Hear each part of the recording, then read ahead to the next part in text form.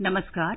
आकाशवाणी से प्रस्तुत है समाचार प्रभात। रक्षा मंत्री राजनाथ सिंह तेहरान पहुंचे। ईरान की रक्षा मंत्री के साथ द्विपक्षीय रक्षा संबंधों पर विचार विमर्श होगा। वित्त मंत्रालय ने स्पष्ट किया, केंद्रीय सरकारी पदों की भर्ती पर कोई प्रतिबंध और रोक नहीं। रेलवे इस महीने की 12 तारीख से 80 नई यात्री गाड़ियों का संचालन करेगा। देश में कोविड से स्वस्थ होने की दर बढ़कर 77.23% हुई और अमेरिकी ओपन टेनिस प्रतियोगिता में भारत के रोहन बोपन्ना और कनाडा के डेनिस शापोवालोव की जोड़ी पुरुषों के डबल्स क्वार्टर फाइनल में पहुंची। समाचार प्रभात के इस अंक में मुकेश कुमार के साथ मैं चंद्रिका जोशी। रक्षा मंत्री राजनाथ सिंह कल रात ईरान की राजधानी तेहरान पहुंचे। वे ईरान के रक्षा मंत्री से मुलाकात करेंगे और द्विपक्षीय रक्षा संबंधों पर विचार विमर्श करेंगे। श्री राजनाथ सिंह रूस की 3 दिन की यात्रा संपन्न करने के बाद तेहरान गए हैं।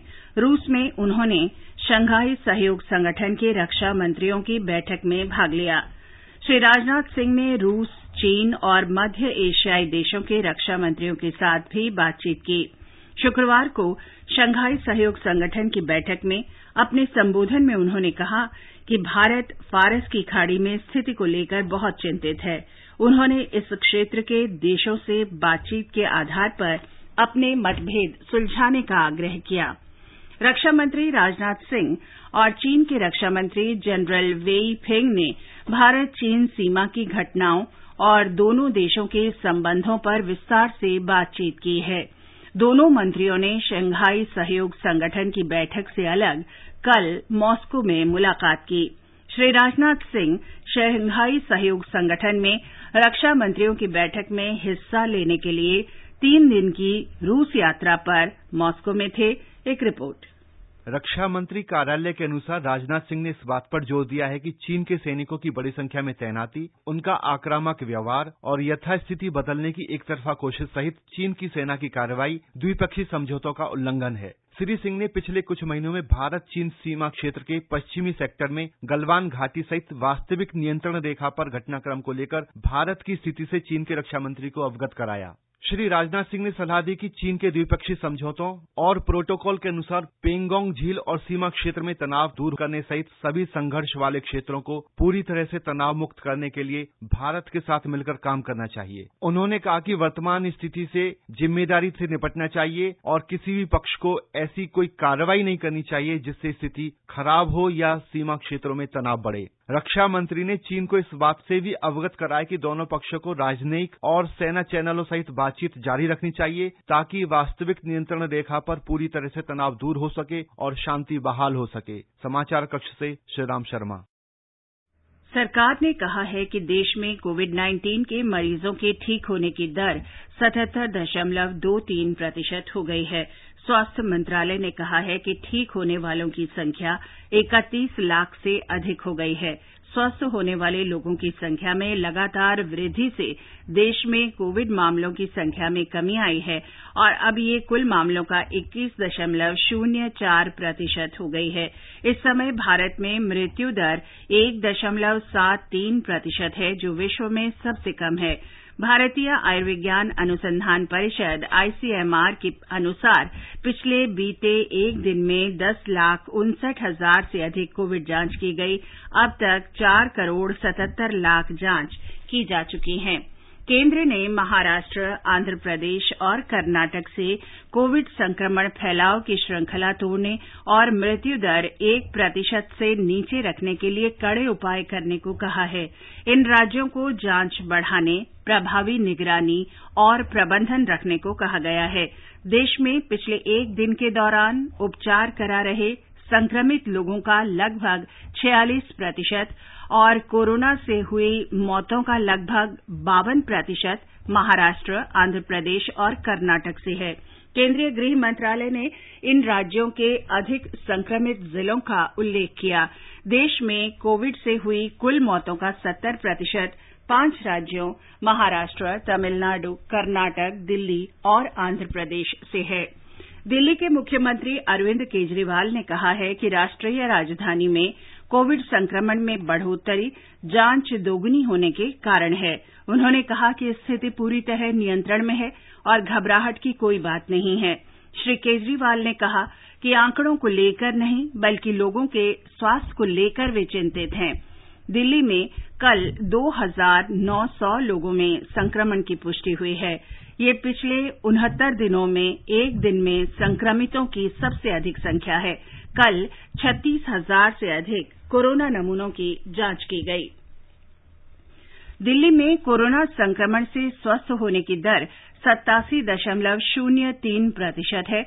कल 1,920 रोगी संक्रमण मुक्त हुए। स्वस्थ होने वालों की कुल संख्या 1,63,785 हो गई है। दिल्ली में अब तक इस महामारी से 4,538 लोगों की मौत हो चुकी है। गुजरात में कल 1,311 लोगों में कोरोना संक्रमण की पुष्टि हुई। राज्य में संक्रमण मुक्त होने की दर बढ़कर 81.11% हो गई है। गुजरात में अब तक कोविड-19 के लिए 27,08,000 से अधिक परीक्षण किए गए हैं, जिनमें से 72,751 परीक्षण कल एक ही दिन में किए गए। संक्रमण के 1,311 नए मामलों में से सबसे अधिक 185 मामले सूरत शहर में दर्ज हुए। अहमदाबाद में 151 और जामनगर में 101 मामले सामने आए। राज्य में कोविड-19 के मामलों की कुल संख्या बढ़कर 1,03,006 हो गई है। राज्य में 16,366 सक्रिय मामले हैं। ठीक होकर छुट्टी पाने वाले मरीजों की कुल संख्या 83,546 हो चुकी है। कोविड-19 से जान गंवाने वाले मरीजों की कुल संख्या 3,094 हो गई है। इस बीच अहमदाबाद नगर निगम के 258 पार्क और बगीचे कल से फिर खोले गए हैं। योगेश पंड्या, आकाशवाणी समाचार, अहमदाबाद। उत्तर प्रदेश में कल कोरोना संक्रमण में भारी वृद्धि के साथ 6,692 लोगों में कोविड संक्रमण की पुष्टि हुई। लखनऊ और कानपुर में कोविड रोगियों की सर्वाधिक संख्या है। राजधानी लखनऊ में कल एक दिन में 1,006 नए मामले सामने आए और 18 रोगियों की इस जानलेवा वायरस से मृत्यु हुई। राज्य में इस समय 59,963 रोगियों का इलाज चल रहा है, जिनमें 8,213 अकेले लखनऊ में हैं। लखनऊ में अब तक 420 लोगों की कोरोना वायरस से मृत्यु हो चुकी है, जबकि राज्य भर में मृतकों की कुल संख्या 3,843 है। बिहार में कोरोना संक्रमण से मुक्त होने की दर बढ़कर 88% हो गई है, जो राष्ट्रीय औसत से 11% ज्यादा है। कल 1,965 लोगों को उपचार के बाद स्वस्थ होने पर अस्पतालों से छुट्टी दे दी गई। एक रिपोर्ट। रिकवरी रेट में वृद्धि होने के साथ ही राज्य में सक्रिय मरीजों की संख्या घटने लगी है। इस समय 16,734 मरीजों का इलाज विभिन्न अस्पतालों में चल रहा है। 1,28,376 लोगों ने अब तक कोरोना को मात दी है, जबकि 1,45,861 लोग संक्रमित हुए हैं। कोरोना के कारण 750 लोग अपनी जान गंवा चुके हैं। राज्य में लगातार दूसरे दिन 1.5 लाख से अधिक नमूनों की जांच की गई। 38,71,000 से अधिक नमूनों की जांच की जा चुकी है। मुजफ्फरपुर स्थित पीएम कोविड केयर अस्पताल में मरीजों का इलाज शुरू हो गया है। 500 बेड के इस अस्पताल में मरीजों का मुफ्त इलाज किया जा रहा है। इस बीच स्वास्थ्य मंत्री मंगल पांडे ने बताया कि रिकवरी रेट 88% होने से राज्य के अस्पतालों में 85% से अधिक बेड खाली हैं। आइसोलेशन सेंटर में केवल 4% मरीज हैं। आकाशवाणी समाचार के लिए पटना से कृष्ण कुमार लाल। महाराष्ट्र में एक दिन में ही 20,801 लोगों में कोरोना संक्रमण की पुष्टि हुई है।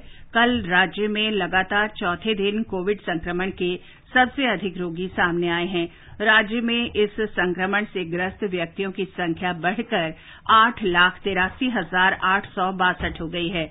राज्य के स्वास्थ्य विभाग ने कहा है कि इस महामारी से मरने वालों की संख्या बढ़कर 26,276 हो गई है। राज्य में अब तक ठीक हुए व्यक्तियों की संख्या बढ़कर 6,36,574 हो गई है। अब तक राज्य में 45,56,707 कोविड परीक्षण किए गए हैं। 14,81,909 रोगियों को उनके घरों में ही संगरोध किया गया है, जबकि 37,000 रोगियों को अस्पतालों में रखा गया है। कर्नाटक में कल कोविड-19 के 9,746 नए रोगियों का पता चला। इसके साथ ही राज्य में कोविड संक्रमित लोगों की संख्या 3,89,232 हो गई है। राज्य में स्वस्थ होने वाले रोगियों की संख्या 2,83,298 हो गई है। राज्य में कोविड से स्वस्थ होने की दर 72.78% है। अब तक राज्य में 6,298 लोगों की इस महामारी से मौत हो चुकी है।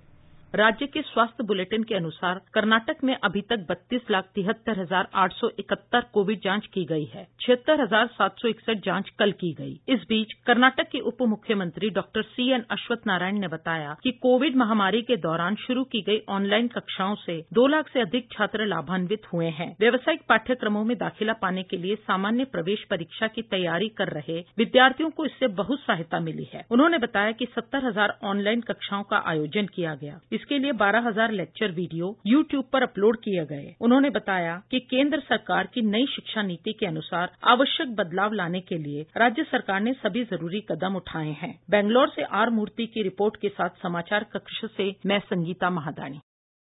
ये समाचार आकाशवाणी से प्रसारित किए जा रहे हैं।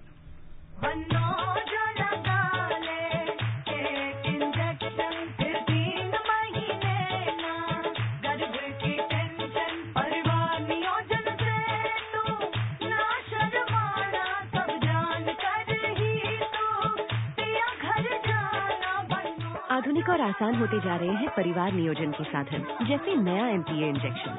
फोन करें और पाएं परिवार नियोजन से जुड़ी हर जानकारी। जोड़ी जिम्मेदार जो प्लान करे परिवार। स्वास्थ्य एवं परिवार कल्याण मंत्रालय भारत सरकार द्वारा जनहित में जारी। सामान पैक कर दिया है, अपना ख्याल रखिएगा। और आप यहाँ परिवार का माँ को अस्पताल लेके जाना है। और पैसे? अरे मैं ही तो जा रहा हूँ शहर। माँ का आयुष्मान भारत कार्ड तो यहीं छोड़े जा रहा हूँ ना। तो इससे यहाँ भी मुफ्त इलाज मिलेगा? यही तो खूबी है इस योजना की। मन की बात में प्रधानमंत्री जी ने भी तो बताया था। लो तुम भी सुन लो। आयुष्मान भारत योजना के साथ एक बहुत बड़ी विशेषता पोर्टेबिलिटी की सुविधा भी है। पोर्टेबिलिटी ने देश को एकता के रंग में रंगने में भी मदद की है। यानी बिहार का कोई गरीब अगर चाहे तो उसे कर्नाटका में भी वही सुविधा मिलेगी जो उसे अपने राज्य में मिलती है। भारत सरकार की आयुष्मान भारत PM जय योजना दे रही है देश के 50 करोड़ से अधिक लोगों को प्रति वर्ष ₹5 लाख तक का मुफ्त इलाज। योजना के तहत लाभार्थियों के लिए कोविड-19 की जांच और इलाज मुफ्त है। 14555 पर कॉल कर योजना में अपना नाम जानिए और E-कार्ड बनवाने के लिए नजदीकी CSC केंद्र या सूचीबद्ध सरकारी या प्राइवेट अस्पताल जाएं। आयुष्मान भारत की छांव शहर हो या गांव। समाचार प्रभात में आपका फिर स्वागत है। आगे बढ़ने से पहले एक नजर मुख्य समाचारों पर। रक्षा मंत्री राजनाथ सिंह तेहरान पहुंचे। ईरान के रक्षा मंत्री के साथ द्विपक्षीय रक्षा संबंधों पर विचार विमर्श होगा। वित्त मंत्रालय ने स्पष्ट किया, केंद्रीय सरकारी पदों की भर्ती पर कोई प्रतिबंध और रोक नहीं। रेलवे इस महीने की 12 तारीख से 80 नई यात्री रेलगाड़ियों का संचालन करेगा। देश में कोविड से स्वस्थ होने की दर बढ़कर 77.23% हुई। और अमरीकी ओपन टेनिस प्रतियोगिता में भारत के रोहन बोपन्ना और कनाडा के डेनिस शापोवालोव की जोड़ी पुरुष डबल्स क्वार्टर फाइनल में पहुंची। वित्त मंत्रालय ने कहा है कि केंद्र सरकार में पदों को भरने पर कोई प्रतिबंध या रोक नहीं है। कर्मचारी चयन आयोग, संघ लोक सेवा आयोग, रेलवे भर्ती बोर्ड सहित अन्य एजेंसियों की भर्ती प्रक्रिया बिना किसी रोक के जारी रहेगी। वित्त मंत्रालय ने व्यय प्रबंधन के लिए आर्थिक उपायों पर व्यय विभाग के जारी परिपत्र पर स्पष्टीकरण देते हुए कहा है कि ये केवल अंदरूनी प्रक्रिया के लिए पद सृजित करने से संबंधित है। इस परिपत्र का भर्ती पर कोई असर नहीं होगा और न ही इसमें कोई कटौती होगी। वित्त मंत्री निर्मला सीतारामन ने कल नई दिल्ली में वर्ष 2019 के लिए व्यापार सुगमता कार्य योजना लागू करने के मामले में राज्यों की रैंकिंग जारी की। ये रैंकिंग वाणिज्य और उद्योग मंत्रालय के घरेलू उद्योग व्यापार संवर्धन विभाग ने तय की है। इस रैंकिंग में उत्तर प्रदेश ने दूसरा स्थान हासिल किया है। उत्तर प्रदेश के मुख्यमंत्री योगी आदित्यनाथ ने कारोबार में सुगमता रैंकिंग में राज्य के दूसरा स्थान हासिल करने पर निवेशकों, उद्यमियों और आम लोगों को बधाई दी है। उन्होंने कहा कि उत्तर प्रदेश प्रधानमंत्री नरेंद्र मोदी के आत्मनिर्भर भारत का लक्ष्य पूरा करने में महत्वपूर्ण भूमिका निभा रहा है। राज्य सरकार ने रैंकिंग में सुधार के लिए विभिन्न कारणों का उल्लेख करते हुए कहा कि प्रदर्शन से स्पष्ट है कि उद्यमी योगी आदित्यनाथ द्वारा लागू सुधारों से लाभान्वित हो रहे हैं। राज्य सरकार ने स्पष्ट किया है कि उद्योग और आंतरिक व्यापार संवर्धन विभाग से अनुशंसित 187 सुझावों में से 186 सुझाव लागू किए गए हैं। मुख्यमंत्री ने बताया कि राज्य में एकल व्यवस्था निवेश मित्र लागू होने से निवेशकों के आवेदनों को निपटाने में मदद मिली है। राज्य सरकार ने रैंकिंग में जबरदस्त सुधार की कई वजहें बताई हैं और कहा है कि इस प्रदर्शन से साफ पता चलता है कि उद्यमियों को मुख्यमंत्री योगी आदित्यनाथ द्वारा शुरू किए गए सुधारों का लाभ मिल रहा है। राज्य सरकार ने कहा कि उसने उद्योग संवर्धन और आंतरिक व्यापार विभाग की ओर से प्रस्तावित 187 में से 186 सुधारों को लागू कर दिया है। मुख्यमंत्री योगी आदित्यनाथ ने कहा कि राज्य के इस प्रदर्शन में निवेशकों के सभी आवेदनों का एक ही स्थान पर समाधान करने वाली निवेश मित्र सुविधा को सफलतापूर्वक लागू कराने की अहम भूमिका रही है। निवेश मित्र एक सिंगल विंडो प्लेटफॉर्म है जिसे 2018 में यूपी इन्वेस्टर समिट के दौरान लॉन्च किया गया था। मुख्यमंत्री ने कहा कि इस साल की रैंकिंग को यूजर फीडबैक के आधार पर तैयार किया गया है। लिहाजा देश में दूसरा स्थान हासिल करने का मतलब है कि उद्यमियों को सरकार द्वारा शुरू किए गए सुधारों का वाकई में फायदा पहुंच रहा है। सुशील चंद्र तिवारी, आकाशवाणी समाचार, लखनऊ। भारतीय रेल इस महीने की 12 तारीख से 80 नई विशेष यात्री रेलगाड़ियों का संचालन करेगी। रेलवे ने बताया कि नई गाड़ियों के लिए बृहस्पतिवार से आरक्षण शुरू होंगे। ये रेलगाड़ियां देश भर में चल रही 230 रेलगाड़ियों के अतिरिक्त होंगी। रेलवे बोर्ड के अध्यक्ष विनोद कुमार यादव ने बताया कि आरक्षण की मांग और प्रतीक्षा सूची पर रेलवे की नजर है। उन्होंने कहा कि आवश्यकता पड़ने पर और रेलगाड़ियां जल्द शुरू की जाएंगी। परीक्षाओं और अन्य उद्देश्यों के लिए राज्य सरकारों के अनुरोध पर और रेलगाड़ियां चलाई जाएंगी। भारतीय रेलवे इस वर्ष 15 दिसंबर से भर्तियों के लिए कंप्यूटर आधारित परीक्षा संचालित करेगा। परीक्षा के लिए मानक संचालन प्रक्रिया का निर्धारण कर लिया गया है। रेल मंत्रालय ने कहा कि अभ्यर्थियों की सुरक्षा के लिए सुरक्षित दूरी के मानक और केंद्र तथा राज्य सरकारों के निर्देशों का पालन किया जाएगा। बंबई उच्च न्यायालय ने महाराष्ट्र में मेडिकल के स्नातक छात्रों की अंतिम वर्ष की परीक्षा केंद्र पर देने के निर्देश पर रोक लगाने से इनकार कर दिया है। ये परीक्षा मंगलवार से होनी है। न्यायमूर्ति ए सैयद और एसपी तावड़े की खंडपीठ स्नातक मेडिकल छात्रों की याचिका पर सुनवाई कर रही थी। याचिका में विश्वविद्यालय की ओर से 21 अगस्त को जारी परिपत्र को चुनौती दी गई थी, जिसमें अंतिम वर्ष के छात्रों को परीक्षा केंद्र पर आकर लिखित परीक्षा देने का निर्देश है। न्यायालय ने अपने आदेश में कहा कि उसके विचार से याचिकाकर्ताओं ने अंतिम क्षणों में अदालत से अनुरोध किया है, इसलिए परीक्षा रोकने की कोई अंतरिम राहत नहीं दी जा सकती। खंडपीठ ने उच्चतम न्यायालय के 17 अगस्त के उस आदेश का हवाला दिया है जिसमें जेईई और नीट की परीक्षाएं स्थगित करने से इनकार कर दिया गया था।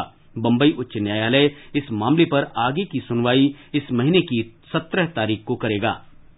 गांधी दर्शन की अपनी श्रृंखला में आज हम महात्मा गांधी द्वारा प्रचारित सत्याग्रह के महत्व पर प्रकाश डाल रहे हैं।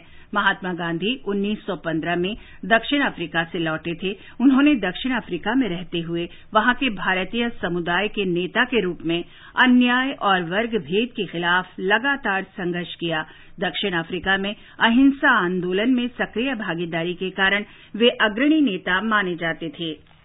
महात्मा गांधी ने 1913 में दक्षिण अफ्रीका में गैर ईसाई विवाहों को रद्द करने के फैसले के खिलाफ लड़ाई लड़ी। इस कानून की वजह से एक ही झटके में सभी भारतीय विवाहों को अमान्य कर दिया गया था। महिलाओं और बच्चों ने विरासत का अधिकार और दक्षिण अफ्रीका में प्रवेश का अधिकार भी खो दिया था। सरकार ने भारतीयों द्वारा बार बार की गई अपील को नजरअंदाज किया। गांधी जी ने सत्याग्रह शुरू किया और इसमें महिलाओं को भी शामिल होने को कहा। महिलाओं ने सत्याग्रह में बहादुरी से उनका साथ दिया। अनुपम मिश्र, आकाशवाणी समाचार, दिल्ली।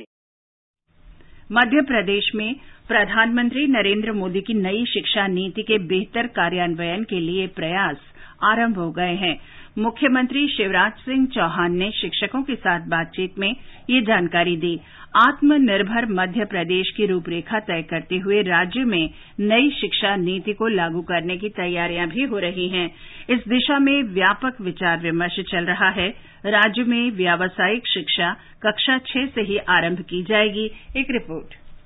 मुख्यमंत्री शिवराज सिंह चौहान ने कहा कि राज्य में शिक्षकों का मान सम्मान बढ़ाने के प्रयास होंगे। शिक्षकों का शोषण रोकने और निजी स्कूलों द्वारा लिए जा रहे शिक्षण शुल्क के संबंध में सुधार के लिए भी कानूनी प्रावधान किए जाएंगे। एक तरफ शिक्षकों का मान सम्मान सुनिश्चित करते हुए भावी पीढ़ी का भविष्य गढ़ने के काम में वो निश्चिंत होकर लग सकें, इस दिशा में काम करते हुए हम शिक्षा के क्षेत्र का नक्शा बदलेंगे। प्राइवेट सेक्टर में भी शिक्षकों का शोषण ना हो, ये भी हमारा लक्ष्य रहेगा, लेकिन साथ में अनाप शनाप फीस भी ना वसूलें। इसलिए जल्दी हम एक्ट लेके आने वाले हैं, कानून लेके आने वाले हैं। मध्य प्रदेश में नए स्कूल प्रारंभ करने के बारे में ऐसी नीति बनाई जा रही है जिससे कि 10 से 12 गांव के बीच कम से कम एक स्कूल जरूर हो और वहां आने जाने के लिए बस सुविधा भी उपलब्ध हो। प्रदेश में सभी स्कूलों में पुस्तकालय के साथ ही संगीत, नृत्य, योग और भारतीय संस्कार की शिक्षा देने के लिए कुशल शिक्षकों की व्यवस्था भी की जाएगी। विद्यार्थियों के 100% प्लेसमेंट के प्रयास भी किए जा रहे हैं जिससे राज्य में बेरोजगारी दूर हो। संजीव शर्मा, आकाशवाणी समाचार, भोपाल।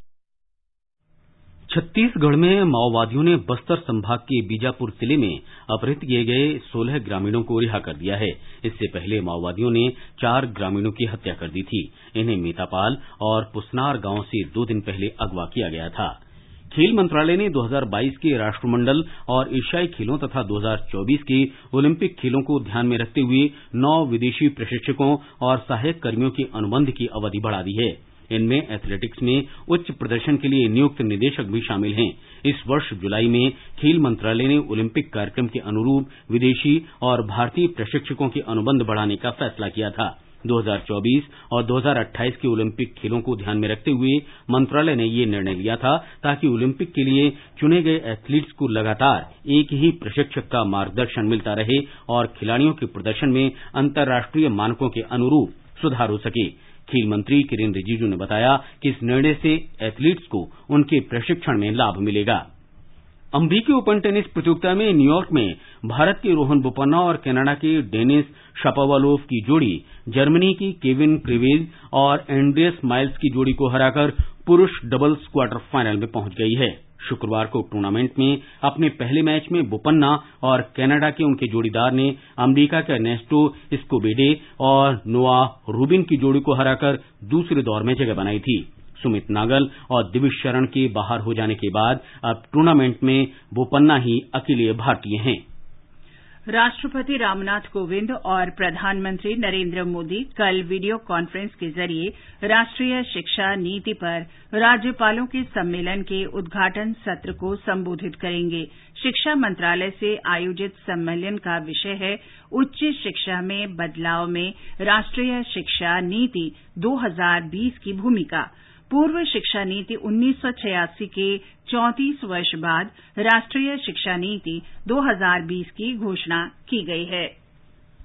केंद्रीय कृषि और किसान कल्याण मंत्रालय ने कश्मीर घाटी में मृदा जांच प्रयोगशालाओं में सुधार के लिए 4 करोड़ रुपए की स्वीकृति दी है।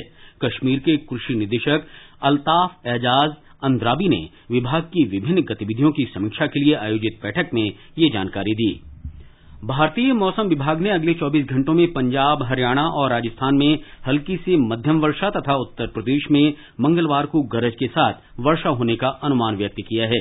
पश्चिम बंगाल के हिमालयी क्षेत्रों और सिक्किम में कुछ स्थानों पर आज भारी वर्षा की संभावना है। आज उत्तराखंड, ओडिशा, अरुणाचल प्रदेश, असम, मेघालय, महाराष्ट्र, कर्नाटक, तमिलनाडु, पुद्दुचेरी और केरल में भी कुछ स्थानों पर भारी वर्षा की संभावना है।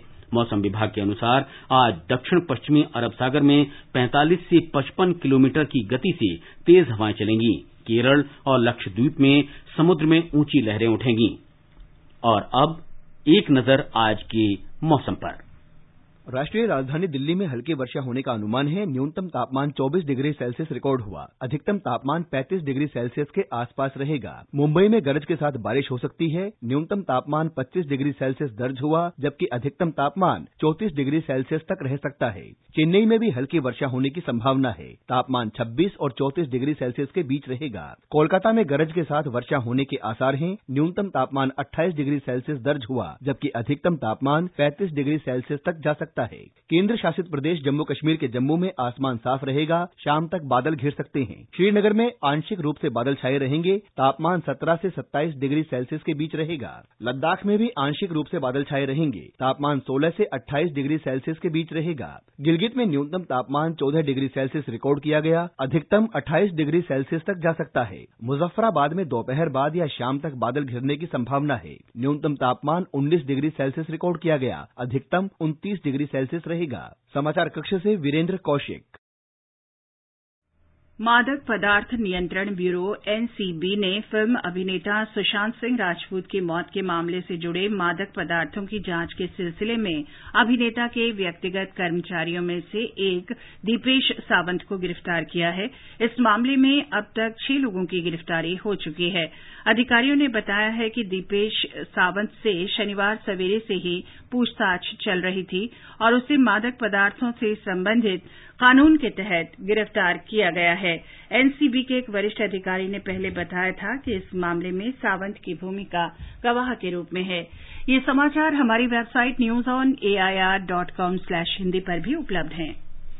सामान पैक कर दिया है, अपना ख्याल रखिएगा। और आप यहाँ परिवार का, माँ को अस्पताल लेके जाना है। और पैसे? अरे मैं ही तो जा रहा हूँ शहर। माँ का आयुष्मान भारत कार्ड तो यहीं छोड़े जा रहा हूँ ना। तो इससे यहाँ भी मुफ्त इलाज मिलेगा? यही तो खूबी है इस योजना की। मन की बात में प्रधानमंत्री जी ने भी तो बताया था। लो तुम भी सुन लो। आयुष्मान भारत योजना के साथ एक बहुत बड़ी विशेषता पोर्टेबिलिटी की सुविधा भी है।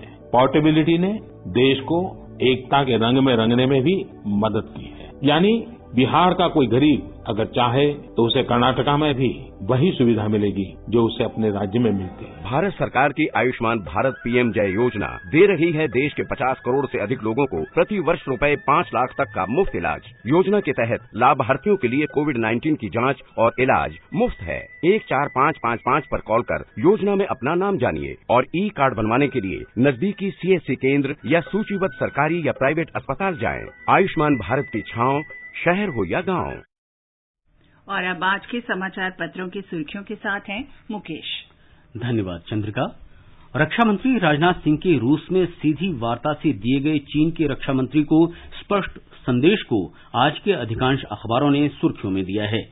जनसत्ता ने शीर्षक दिया है, रक्षा मंत्री की चीन को 2 टूक। कहा, सीमा का सम्मान करे चीन, सैन्य अतिक्रमण न करे। हिन्दुस्तान लिखता है, संप्रभुता से समझौता नहीं होगा।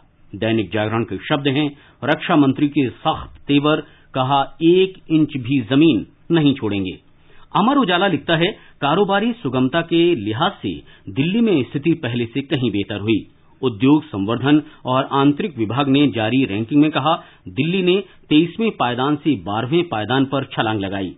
हरिभूमि लिखता है, ईज ऑफ डूइंग बिजनेस में आंध्र प्रदेश की बादशाहत बरकरार, लंबी छलांग लगाकर उत्तर प्रदेश पहुंचा दूसरे स्थान पर। अखबारों में लिखा है, रेलवे के 1,40,000 पदों के लिए परीक्षा 15 दिसंबर से। केंद्र ने स्पष्ट किया, नियमित भर्तियों पर रोक नहीं, सरकारी एजेंसियां भर्ती जारी रखेंगी।